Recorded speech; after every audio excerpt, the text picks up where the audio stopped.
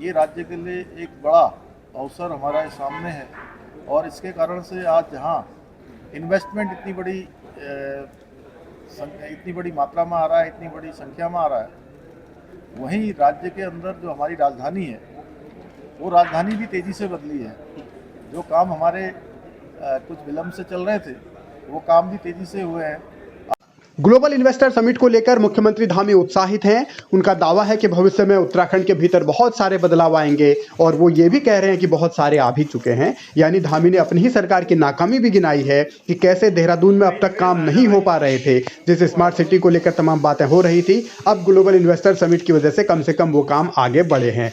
लेकिन दूसरी तरफ धामी ने त्रिवेंद्र रावत पर भी तंज कसा है। वही त्रिवेंद्र रावत जिन्होंने 2018 में मुख्यमंत्री रहते हुए इन्वेस्टर समिट कराया था। हमने जो लक्ष्य रखा था 2.5 लाख करोड़ रुपए का, इसमें एमओयू का, वो लक्ष्य हमारा पार हो गया। लगभग 3 लाख करोड़ से भी ज़्यादा के एमओयू अभी तक हो गए हैं। इसके साथ साथ हमने जो पहले से शुरू दिन से कहा था कि इस बार केवल हम इसको एमओयू तक ही सीमित नहीं रखेंगे, हम इसको धरातल पर उतारने पर भी काम करेंगे। लगभग 44,000 करोड़ रुपए की अभी तक जो इन्वेस्टमेंट है वो धरातल पर आ गए हैं, जो कि लगभग 17-18% जो हमारा लक्ष्य है उसके सापेक्ष अभी तक हो गया है। और ये हमको बहुत ऊर्जा देने वाला आंकड़ा है। इस आंकड़े को हम बढ़ाएंगे। इसके बाद भी लगातार इसकी हम समीक्षा करेंगे, मॉनिटरिंग करेंगे और हमारा प्रयास होगा कि आने वाले वर्षों में एक बड़ा इन्वेस्टमेंट जो एमओयू के रूप में अभी हमारे सामने आया है वो धरातल पर उतरे।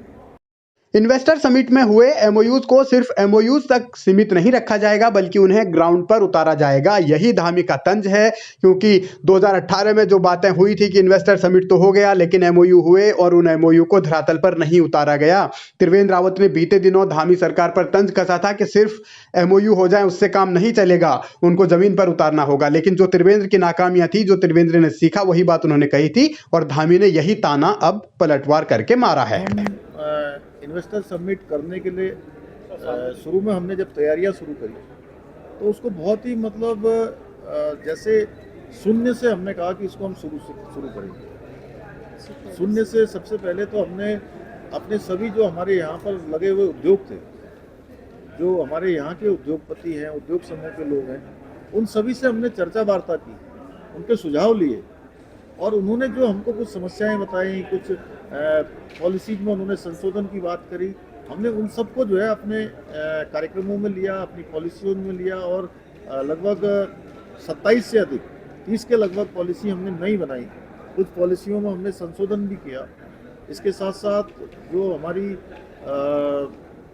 यहाँ पर लैंड बैंक, क्योंकि हम चेन्नई जैसी जगह पर गए तो लोगों को केवल ये मालूम था कुछ लोगों को कि अरे वो तो केवल हिल एरिया है, पहाड़ है, पहाड़ में उद्योग कैसे लगेंगे नए लोग, ऐसा जिनको जानकारी नहीं थी थोड़ा उत्तराखंड के बारे में। तो हमने उनसे कहा कि हमने 7,000 एकड़ का लैंड बैंक बनाया हुआ है और हमारे यहाँ सभी प्रकार का, ये तो बहुत मिश्रित हमारी भौगोलिक स्थितियाँ हैं, जहाँ मैदान भी है, पहाड़ भी है, सेमी पहाड़ भी है, तराई है, भावर है।